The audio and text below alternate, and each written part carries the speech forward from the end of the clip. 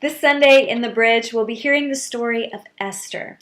Now, the book of Esther is very short, but it's also colorful and dramatic. It has a distinction as well. It's the only book of the Bible that does not mention God. You heard that right.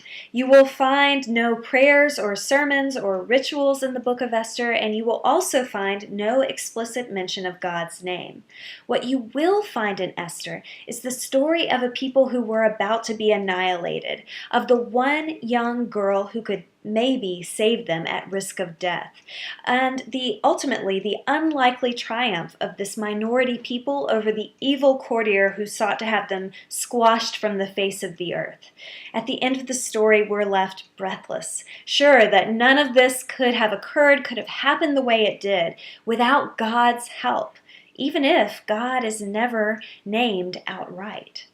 Our lives can sometimes be like the book of Esther, in the sense that God does not usually come out and say all the ways that God is working in our lives. There's no narrator standing off to the side proclaiming that this or that was the work of God.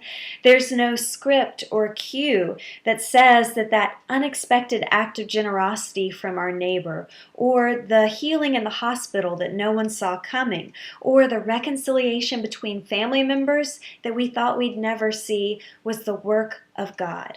Instead, it's up to us to read between the lines of our lives to see that miraculous occurrence or blessing that came at the unexpected time had to be called forth by God.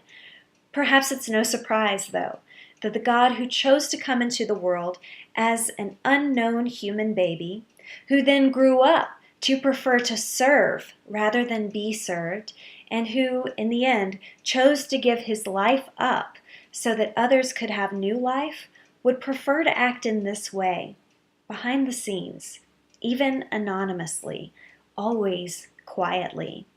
Can we look for God in those places, to work in those ways, quietly, behind the scenes, anonymously? Join us this Sunday in the Bridge. We will have a lot of fun retelling the story of Esther. Kids will not want to miss this Sunday. And at the same time, we will celebrate the God who is always working, with or without being named.